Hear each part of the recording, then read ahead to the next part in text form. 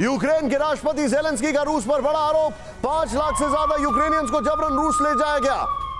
हथियार नहीं मिले तो रूस एंडलेस ब्लडबाथ होगा, ज़ेलेंस्की ने कहा।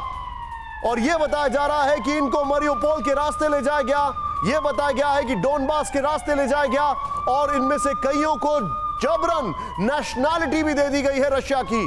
यह रशिया की कोशिश है, क्योंकि आपको बताना चाहेंगे ईस्टर्न यूक्रेन में वैसे ही ज्यादा रशियन भाषा बोलने वाले लोग थे, और अगर उनको रशिया की नेशनैलिटी मिल जाती है तो अपने आप आपने सब कुछ चेंज कर दिया।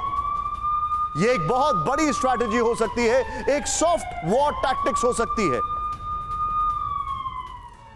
धरती ही नहीं, अंतरिक्ष में भी दबदबे की जंग शुरू होने वाली है। रूस, चीन और अमेरिका में होड़ लगी है, लेकिन चीन इस गेम में बड़ा खिलाड़ी बनने जा रहा है। लिहाजा हम आपको चीन के स्पेस वॉर प्रोग्राम को समझाते हैं। अंतरिक्ष में अमेरिका के करीब 3000 सैटेलाइट्स हैं, जिनमें सिविल सैटेलाइट्स की संख्या 30 है और मिलिट्री सैटेलाइट्स की संख्या 230 है।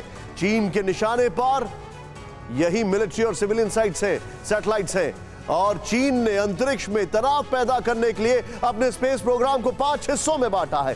स्पेस, अगर बात की जाए स्पेस वॉर, यह एक अलग तरीके का वॉर। पहला और सबसे अहम हिस्सा है इलेक्ट्रॉनिक वॉरफेयर, जिसका एक ही सिद्धांत है, इलेक्ट्रोमैग्नेटिक का स्पेक्ट्रम का इस्तेमाल करके दुश्मन की सैटेलाइट या डिवाइस को खराब कर देना। इसके तहत कई जैमिंग और एंटी जैमिंग तकनीक का इस्तेमाल भी शामिल है। चीन के अंतरिक्ष युद्ध का दूसरा रास्ता है डायरेक्टेड एनर्जी वेपन्स, जिसका मतलब है लेजर, माइक्रोवेव्स और यहां तक कि साउंड बीम के जरिए दुश्मन की सैटेलाइट्स और उनके हथियारों को नष्ट करना। तीसरा हिस्सा है एसैट मिसाइल। एसैट की फुल फॉर्म है एंटी सैटेलाइट वेपन। स्ट्रैटेजिकल और टेक्निकल पर्पस से किसी सैटेलाइट पर हमला करने के लिए एसैट मिसाइल का इस्तेमाल किया जाता है। 2007 में चीन ने एसैट से अटैक करके पूरी दुनिया को चौंका दिया था। चौथा हिस्सा है साइबर अटैक, जिसके तहत किसी भी देश की सिविलियन या मिलिट्री सैटेलाइट्स को हैक करने की कोशिश की जाती है। लेकिन यहां पर एक इंटरेस्टिंग एलिमेंट बताना चाहूंगा। जब से यूक्रेन और रशिया का युद्ध शुरू हुआ है, साइबर हैकर्स का जो है कॉन्शियंस वो जोर मार रहा है और वो उल्टा रशिया को हैक कर रहे हैं। यहां तक कि रशियन हैकर्स ने भी रशिया का साथ छोड़ दिया है। पांचवा और आखिरी हिस्सा है ऑर्बिटल थ्रेट, जिसका संबंध अंतरिक्ष में फैले कचरे से है। अंतरिक्ष मलबे के 1,70,00,000 से ज्यादा टुकड़े मौजूद हैं, जिनमें से ज्यादातर चीन की देन है। चीन का फैलाया कबाड़ अगर किसी स्पेसशिप से भिड़ गया या इंटरनेशनल स्पेस स्टेशन से भिड़ गया तो बहुत नुकसान होगा।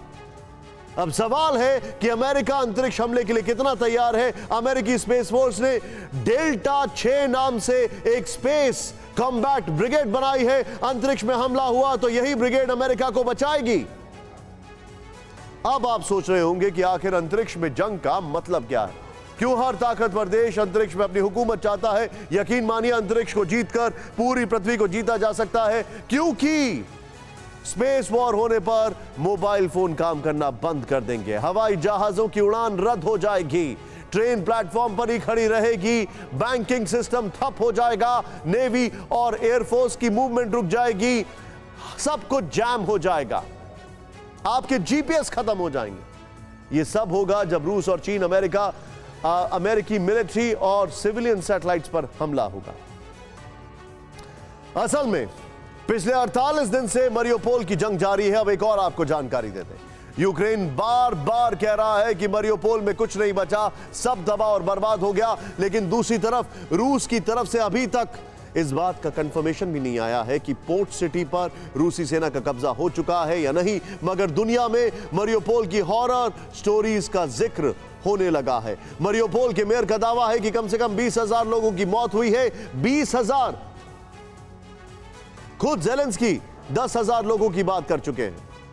न्यूज़ टॉप 9 रोज सुबह 7 बजे और शाम 7 बजे सिर्फ TV9 भारतवर्ष पर।